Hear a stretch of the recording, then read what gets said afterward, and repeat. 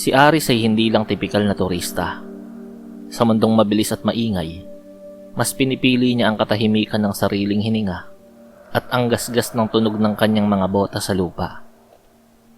Bitbit ang kanyang kupas na backpack.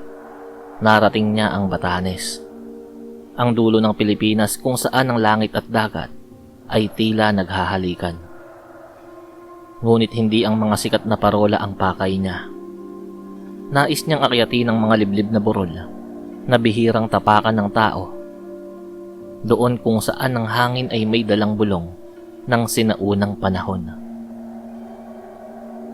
Isang hapon, habang binabaybay ni Aris ang isang matarik na pilapil sa paanan ng Mount Iraya, biglang nagbago ang ihip ng hangin. Ang mainit na sikat ng araw ay mabilis na nilamon ng isang dambuhalang hamog. Hindi yun ordinaryong ulap. Iyon ay makapal, malamig, at tila may sariling buhay.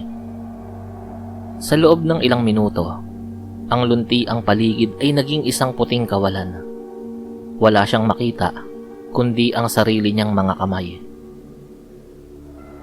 Sa gitna ng nakakatulig na katahimikan, isang manipis na tunog ang humiwa sa hangin. Isang himig ng plauta. Hindi yun katulad ng anumang musika na narinig na ni Aris sa radyo o sa lungsod. Ang bawat nota ay tila patak ng ulan sa kristal na tubig. Malungkot ngunit mapayapa. Dala ng kuryosidad at takot na maligaw sa dilim, sinundan ni Aris ang tunog. Bawat takbang niya ay tila mas nagpapagaan sa kanyang pakiramdam, hanggang sa ang hamog ay unti-unting humahawi. Sa kanyang harapan, bumungad ang isang lambak na wala sa anumang mapa. Ang mga bahay ay gawa sa kumikinang na puting bato. Ang mga bubong ay hindi yari sa kugon, kundi sa isang uri ng pilak na damo na tila sumasayaw kahit walang hangin. Doon niya nakita ang mga naninirahan. Mga nilalang na matatangkad. May balat na kasing kinis ng porselana at mga matang kasing linaw ng batis. Ang pinakakapansin-pansin sa kanila ay ang kanilang mahahabang tenga na bahagyang nakatulis pa itaas at ang kanilang suot na tila hinabi mula sa sinag ng buwan. Nilapitan siya ng isang matanda, ang kanilang pinuno. Sa kabila ng kakaibang itsura, ang ngiti nito ay puno ng init. Sa pamamagitan ng isang wikang hindi pamilyar kay Aris, ngunit naiintindihan ng kanyang puso, inimbitahan siyang manuluyan. Isang gabi lang naman bulong ni Aris sa sarili, habang inilalapag ang kanyang backpack sa isang sahig na gawa sa makinis na marmol. Ang gabi sa nayon ay hindi naging madilim. Ang mga puno ay naglalabas ng mahinang liwanag na asul at ang mga bata ay nagtatakbuhan ng walang kapaguran.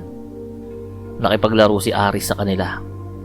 Nagturo siya ng simpleng taguan, ngunit laging nananalo ang mga bata dahil tila kaya nilang maglaho sa liwanag o sa dilim. Pagdating ng hapunan, inihain sa kanya ang mga prutas na kasing tamis ng pulot at tubig na tila nagbibigay ng bagong lakas sa bawat lagok. Naupo siya sa tabi ng pinuno sa ilalim ng isang malawak na simboryo. Doon, itinuro ng matanda ang kalangitan. Ang mga bituin ay hindi lamang mga bola ng apoy. Sila ay mga silid-aklatan ng lahat ng alaala ng mundo. Bawat kislap ay isang kwentong natapos na, at bawat dilim ay isang kwentong isinusulat pa lamang. Paliwanag ng pinuno. Nakinig si Aris ng may pagkamangha. Sa kanyang pakiramdam, lumipas ang ilang oras sa pakikipagkwentuhan, pagtawa, at pagmamasid sa kagandahan ng isang paraiso na hindi kayang bilhin ng pera. Nang ang antok ay dumapo sa kanyang mga mata, natulog siya sa isang higaan ng malalambot na dahon na naginip ng mga awit ng plauta. Kinaumagahan, muling bumalot ang hamog sa nayon. Iyon na ang hudyat ng kanyang pag-alis. Inihatid siya ng pinuno sa hangganan ng lambak. Salamat sa iyong dalisay na puso, Aris. Tanggapin mo to. Huwag mong bubuksan hanggat hindi mo nararating ang iyong hantungan. Wika ng matanda. Iniabot sa kanya ang isang maliit na supot na yari sa lino na naglalaman ng mga tuyong dahon na tila wala namang halaga. Nang tumawid si Aris sa makapal na ulap, biglang uminit ang sikat ng araw. Ang lamig ay napalitan ng pamilyar na halumigmig ng Batanes. Ngunit may mali. Ang daang nilakaran niya kahapon ay sementado na ngayon.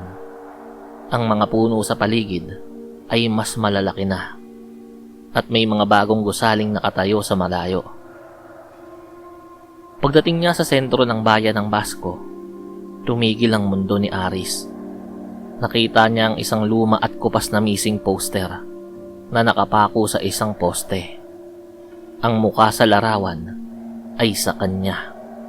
Mas bata, mas walang kamuwang-muwang.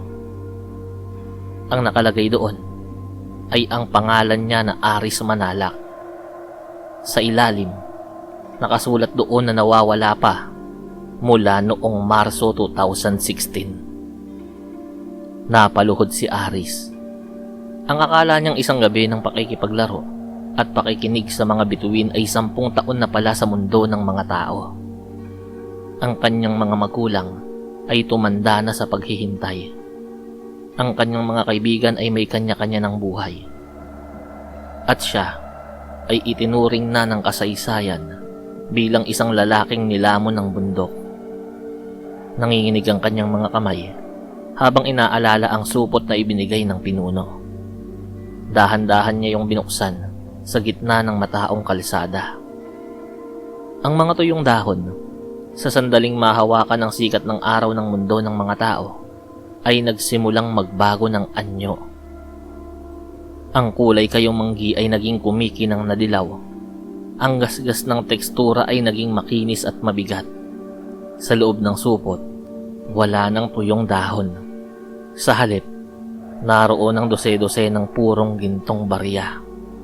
Bawat isa ay may nakaukit na simbolo ng isang bituin at isang plauta. Hindi alam ni Aris kung siya ba ay susumpain o magpapasalamat. Siya ay nagbalik na may kayamanang hindi mauubos. Ngunit nawalan siya ng 10 taon ng kanyang buhay na hindi na maibabalik ng anumang ginto.